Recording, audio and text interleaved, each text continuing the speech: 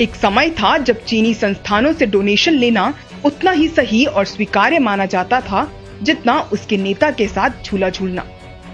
लेकिन गलवान की गलती से ध्यान भटकाने की जल्दबाजी में भाजपा ये भूल गई कि जब आप किसी पर एक उंगली उठाते हैं तो 4 उंगलियां आपकी तरफ होती हैं।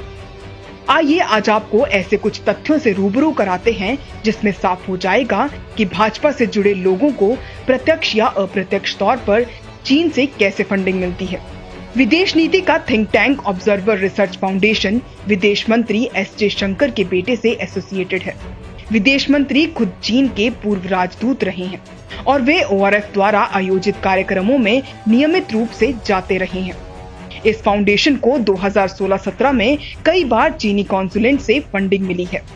ORF की वेबसाइट पर जारी विदेश दानदाताओं और उनसे प्राप्त राशियों की सूची देखें तो पता चलता है कि इस थिंक टैंक को चाइनीज कॉन्सुलेट से 1.25 करोड़ की राशि प्राप्त हुई है।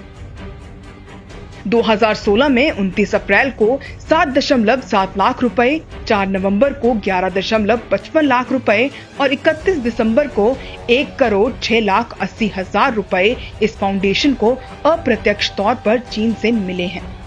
वहीं साल 2017 में इस फाउंडेशन को 50 लाख रुपए मिले हैं। एक दूसरा थिंक टैंक है विवेकानंद इंटरनेशनल फाउंडेशन। राष्ट्रीय सुरक्षा सलाहकार अजीत डोभाल इस फाउंडेशन के संस्थापक निदेशक हैं और आपको ये बताने की जरूरत नहीं है कि डोभाल की घनिष्ठता भाजपा और RSS के साथ कितनी है।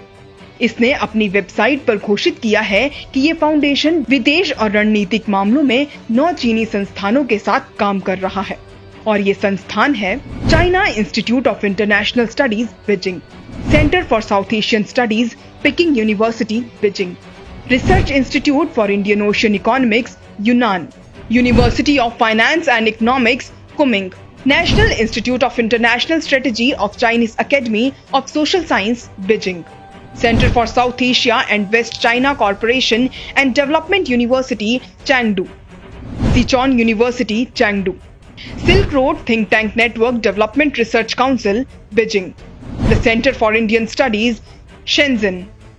इतना ही नहीं, इन दोनों थिंक टैंकों के सदस्यों की सत्ता के सर्वोच्च स्थान नॉर्थ ब्लॉक और साउथ ब्लॉक तक सीधी और पर्याप्त पहुंच भी है।